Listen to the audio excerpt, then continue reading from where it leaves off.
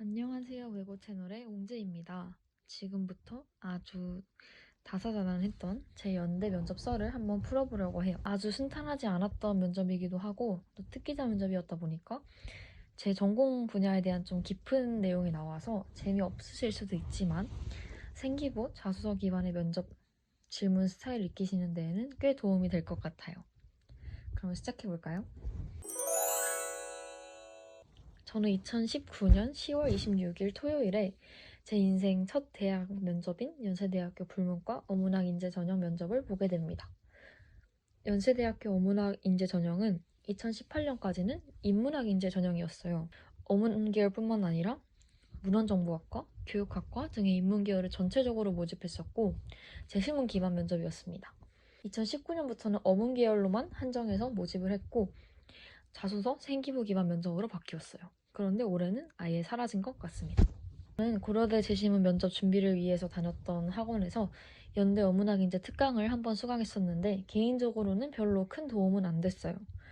이 전형만큼은 저는 혼자 정리하시는 게 제일 좋다고 생각했어요. 특히 어문학인재 같은 경우에는 어문학 관련해서 깊이 탐구한 내용이나 지식들을 물어보는데 학원 선생님들께서는 그 분야에 대해서 잘 모르시기 때문에 특히 유럽 언어 전공이신 분들도 잘 안 계셔서 그런지 더더욱 도움이 안 됐던 것 같습니다.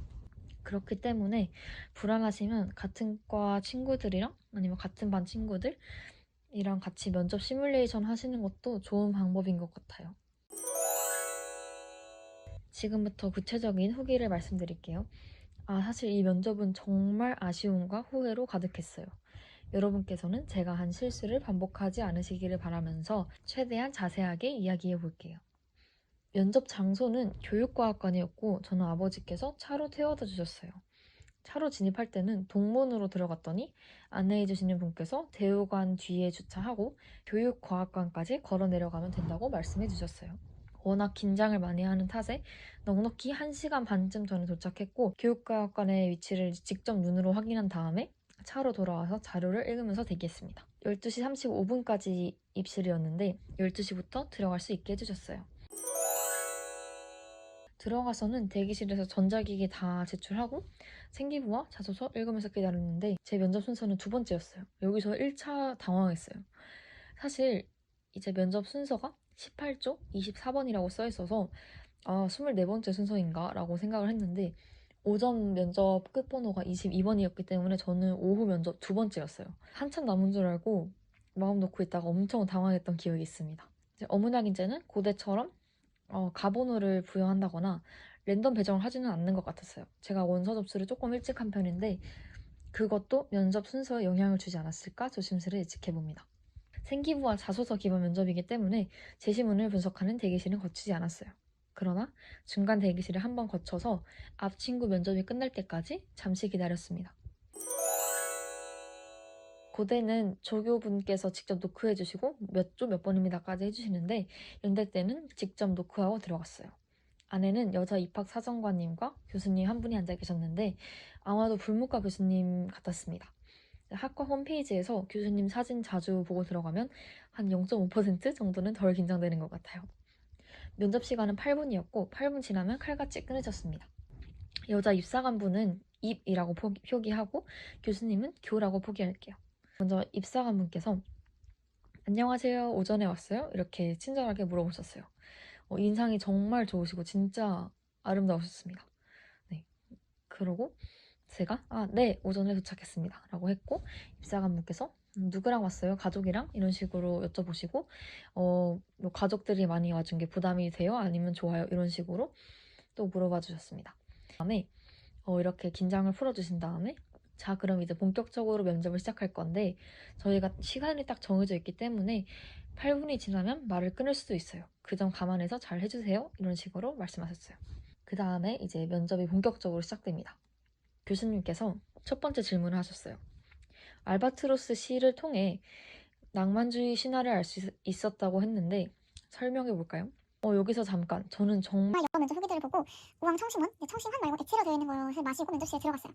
청심환 때문에 멍해진 건지 아니면 너무 떨려서였는지는 확실히 모르겠는데 진짜 머리가 새하얘진다는 말이 무엇을 뜻하는지를 온몸으로 느꼈어요. 갑자기 멍해지면서 말이 안 나오더라고요. 근데 이 이 질문뿐만 아니라 아래 적혀있는 질문들 모두 제가 예상했던 것들이었어요. 그리고 심화 질문도 아니고 정말 딱 제 자소서와 생기부에서 바로 눈에 띄는 누가 봐도 질문할 만한 것들이었기 때문에 정말 수도 없이 연습했던 거고 지금도 막힘없이 잘 대답할 수 있는 질문들인데 엄청나게 횡설수설하고 난리 났습니다. 연대 면접 다음날 공대 면접 때는 이제 청심문을 안 마시고 봤는데 똑같이 긴장을 했지만 이제 말문이 탁 막히거나 아니면 머리가 새하얘지지도 않았고 그냥 말만 빨라지는 정도였어요. 개인적으로 체감 면접 난이도는 공대가 연대보다 훨씬 높았는데도 그렇더라고요. 저는 재시문 면접을 워낙 어려워했기 때문에 그래서 혹시나 청심환이나 청심환 드실 분들은 적어도 두세 번 시도해보시고 자기 몸의 반응을 정밀하게 분석하신 다음에 면접날 마실지 말지를 잘 결정하셨으면 좋겠습니다. 갑자기 멍해질 수도 있어요.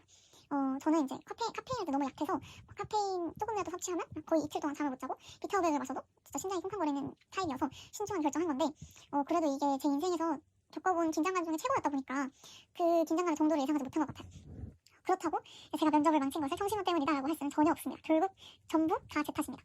어쨌든 이어서 말할게요. 제가 알바트로스는 하고 멈춘 다음에 낭만주의 시인인 보들레르의 시입니다 라고 한 다음에 머리가 새하얘졌어요. 말도 안 나오고 정적이 흘렀습니다.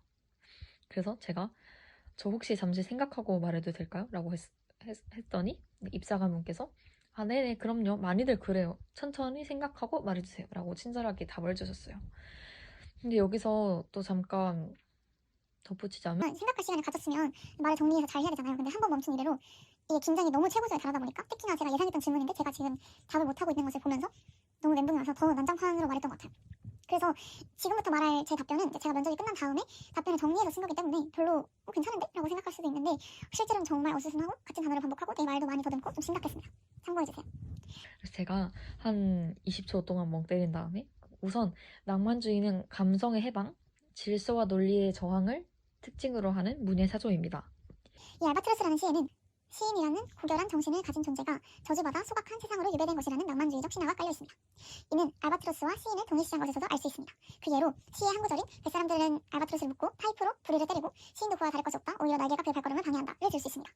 저는 그 시를 번역하면서 보들레르가 다른 낭만주의 시인과 달리 지닌 독창성을 주목해봤습니다.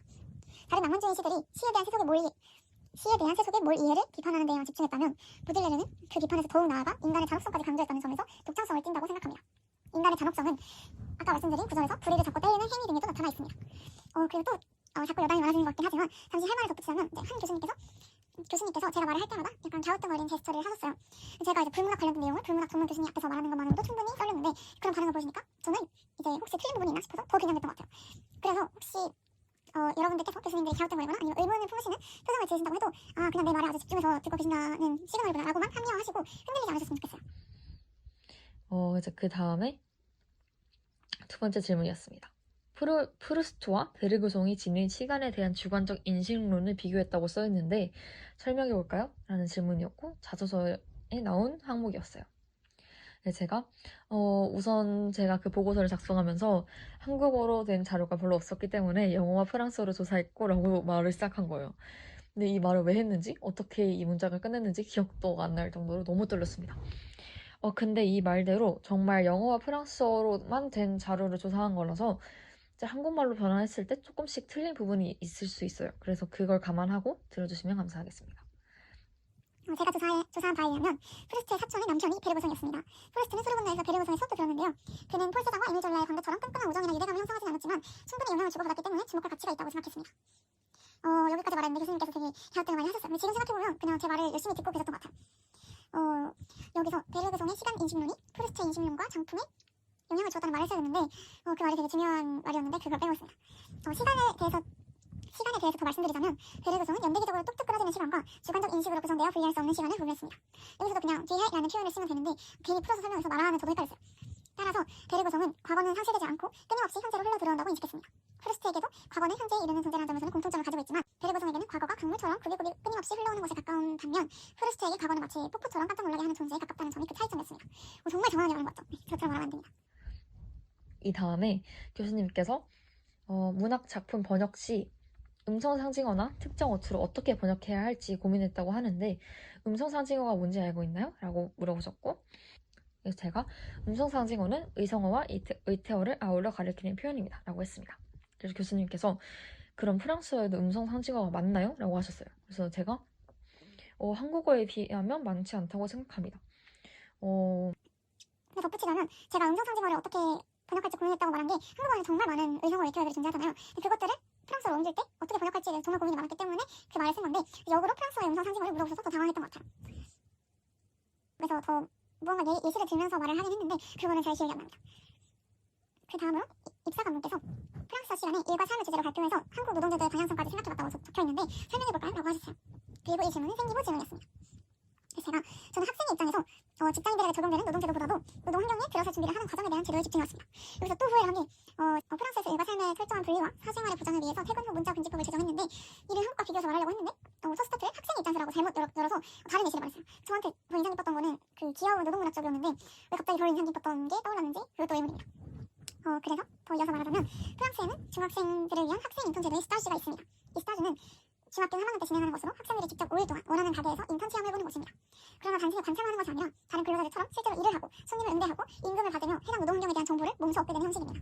저는 이 스타시 제도를 한국에 도입하면 어떨까 생각해봤습니다. 한국에도 진로체험 교육은 존재합니다. 그러나 실제 현장이 아닌 자벌이나 피자니아 같은 테마파크 형식의 장소에 당일치기로 방문하여 관심 있는 직업에 대한 아주 피상적인 정보만을 습득하는 게 일반적입니다.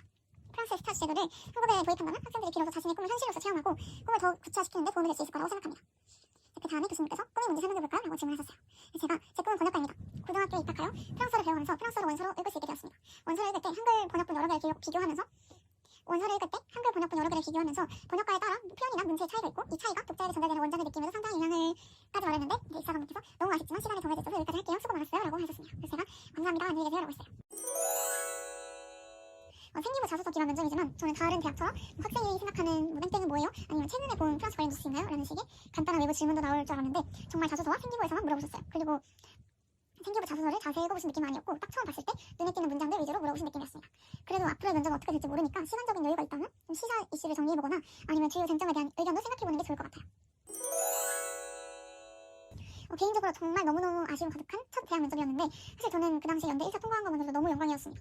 저는 결론적으로 예비 번호를 받지 못했어요. 1배수까지 예비를 줬던 것 같은데 노예비였기 때문에 기대를 더 강했습니다. 그런데 놀랍게도 2차 추합으로 붙었어요. 저는 붙은 것도 모르고 있다가 한 이틀 뒤에 등록금 안 되면 입학 취소입니다 이런 식의 문자가 와가지고 그때 알았습니다. 아무래도 면접보다는 서류의 기준이 컸기 때문에 최종 합격을 할 수 있었던 것 같아요. 하지만 제목에서부터 알 수 있듯 저는 연대가 아닌 고대를 선택했는데 이 선택의 과정과 이유 그리고 여러 의견들에 대해서는 다음 영상에서 자세히 다뤄볼게요. 12년간 정말 힘들게 열심히 공부하셔서 수능 보신 모든 수험생 여러분 정말 고생 많으셨습니다. 특히나 이렇게 예상치 못한 각종 걸림돌만 가득했던 한 해에 무사히 시험을 응시하신 것만으로도 진짜 대단하신 것 같아요. 한편으로는 수능을 봤는데도 예전처럼 뭐 친구들이랑 해외여행을 떠나거나 아니면 자유롭게 막 술집을 방문하고 아니면 밤새 놀고 하지 못하는 점이 너무너무 아쉬울 것 같아요. 그래도 정말 고생 많으셨고 앞으로도 남은 입시 일정 모두 무사히 만족스럽게 잘 마치셔서 모두 원하시는 결과 꼭 얻어가는 행복한 연말이 되었으면 좋겠습니다. 그럼 다음 영상에서 또 만나요. 안녕.